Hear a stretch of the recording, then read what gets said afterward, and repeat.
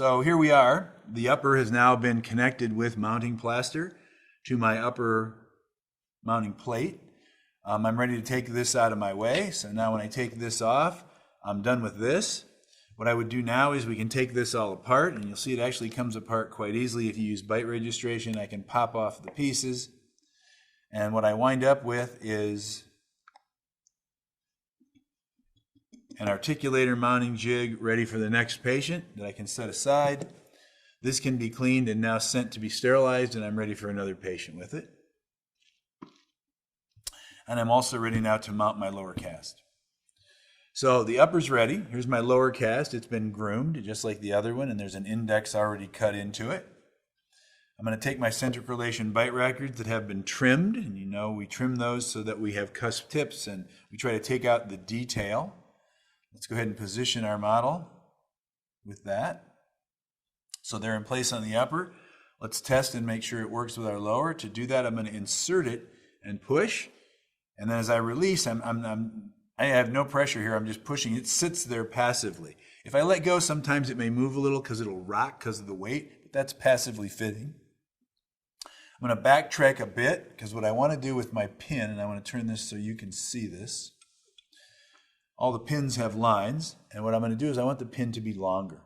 And the reason I want it to be longer is I want to account for this thickness here. If I can come up about 3 millimeters, what I'm going to do is account for that thickness. Doesn't have to be exact. What I want to do, though, is keep my working distance into the middle of the articulator. So I'm going to set this to about a +3. Okay, it's now set. All right. I'm going to go ahead and take my receiving table and my pin and slide them back in a bit because I don't need to have them out as far as I had them. I did that to clear my bite fork.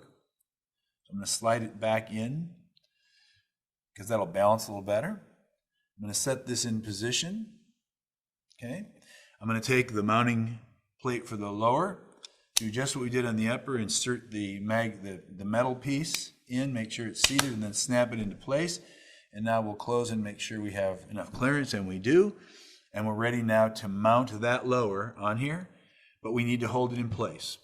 So what we're going to do to stabilize it is use a mounting stabilizer. You might remember using either some sticks and glue or some bent wire and glue. The mounting stabilizer is a little device to twist in a brass finger that'll take the place of my finger holding that. We're going to coat this with Vaseline generously. You want to make sure it's nice and coated. And then this will slide over the pin.